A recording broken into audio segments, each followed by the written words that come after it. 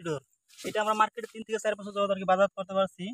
মানে শসাগুলো দেখেন, এটা হচ্ছে এই সিডর শসা। হ্যাঁ সিডর শসা দেখেন, এই যে শসা কি পরিমাণ জালি আসছে একটু দেখেন, এই যে ঠিক আছে। মানে এরকম সিডরের মতো এরকম ফল কখনো কোনো শসা আর কি দেখিনি আমি আমাদের যতদিন পর্যন্ত দেখা। কারণ এখানে আমি সব কোম্পানিরই টুকটাক ভাবে চাষ করি, দেখি ট্রায়াল ভাবে দেখি, কিন্তু এটার সাথে কোনো বীজ এখনো কম্পেয়ারে আগাতে পারে না আর কি। ঠিক আছে, দেখেন এটার এখনো ফুলটা পর্যন্ত দেখছেন। আর তার মানে একটা শসা কত বড়, অনেক শসা হয়েছে। সুব্রত দর্শক, আপনারা আসলে খেতে শসা দেখলে মন ভরে যাবে আপনাদের, আসলে অসাধারণ শসা হয়েছে। আচ্ছা, এক একটা শসা কত বড় পর্যন্ত হয় শসাগুলো? এটা 250 গ্রাম পর্যন্ত সাইজ, 250 গ্রাম থেকে 300 গ্রাম সাইজ। ঠিক আছে, সুব্রত দর্শক, আপনাদের এটা 250 গ্রাম থেকে 300 গ্রাম পর্যন্ত সাইজের শসা হয়ে থাকে। আসলে এটা ব্যাপক একটা বৈশিষ্ট্য আছে। আরেকটা বৈশিষ্ট্য আছে, এটা এই ফুল, এটা নিচের যে একটা ফুল আছে, ফুলটা পড়ে না, মানে বাজার করতে অনেক হয় আর কি, সহজ হয়। মানে একটা সুন্দর একটা কালার, দেখেন কালারটাও দেখেন। দেখছেন সুব্রত দর্শক, আপনারা যদি দেখেন আসলে খুবই সুন্দর কিছু কালার আছে, আপনারা দেখতে পাচ্ছেন। একদম সবগুলো ফল কিন্তু একই কালার, দেখেন কোনটা কিন্তু ডিসটেন্স করতে পারবেন না যে এটা আরেক রকম, এটা একদম একরকম, একদম একরকম আপনারা দেখতে পাচ্ছেন আসলে।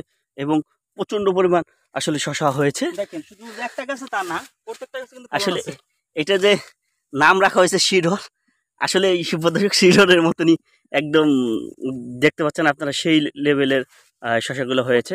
দেখেন আপনি, এটা কিন্তু অবস্থা কিছু না, এটা কিন্তু একটা গাছ, দেখেন গাছে। আর ফলগুলো কিন্তু সব সাইজ কিন্তু একই, সাইজগুলো কোনো ক্যাট নাই, কোনো নাই, মানে দেখতে তো একটা অন্যরকম একটা কালার। মানে আমাদের কোম্পানির প্রায় 60টা শসা মার্কেট করি আমরা বর্তমানে, সবগুলো আমাদের বাইরে, আমাদের সব প্রোডাক্টগুলো বাইরে। আচ্ছা, 60টা শসার মধ্যে কি কি শসা আছে আপনাদের? আমাদের শসা হচ্ছে, একটা আছে সিডর, স্মার্ট বয়, তুফান, এসআর সেবা, রাফি 77, আর হচ্ছে আপনার এসআর ভরসা। মানে সবগুলো শসাই আমাদের ভালো, সবগুলো শসা বাড়ি। এতে সব থেকে ফলন বেশি হয় কোনটা, নাকি সবগুলো একই রকম প্রায়? এখানে বৈশিষ্ট্য আছে, এখানে আমাদের হলো কিছু শসা শীতের জন্য চাষ করি, কিছু আছে আপনার হলো ধরেন হলো টাইম ম্যাচিং আছে। এই বর্ষাকালে সব থেকে সিডর আর স্মার্ট বয় হলো সেরা। কোন সিজনে কোনটা ভালো আর কি? হ্যাঁ, এটা হচ্ছে আপনার হলো বর্ষা সিজনের জন্য এইটা সেরা। সেরা সিডর আর হলো স্মার্ট বয় বর্ষার জন্য সেরা। ঠিক আছে, আর শীত মৌসুমে আমাদের আছে হলো এসআর গুরু নামে একটা শসা আছে, ওটা ভরপুর শীত পর্যন্ত দিতে পারবেন, ওটা কোনো সমস্যা নেই, ওটা অনেক টেস্টি, খাইতে অনেক স্বাদ। ঠিক আছে,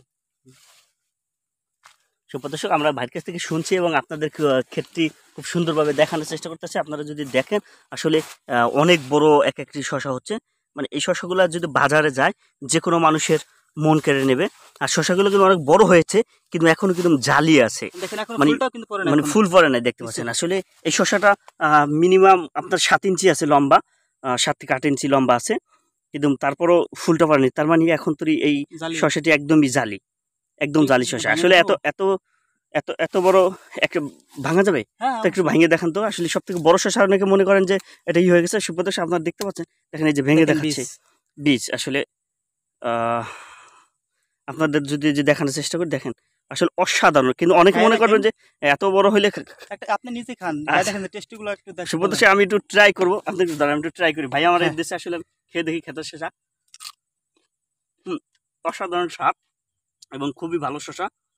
আসলে এরকম স্বাদের শসা আমি এর আগে কখনো খাইনি। সুব্রত দর্শক, আসলে খুব ভালো, একদম নরম তুলতুলে, খুবই অসাধারণ সুন্দর। আসলে প্র্যাকটিক্যাল দেখলাম। ভাইকে দেখানোর জন্য, আমাকে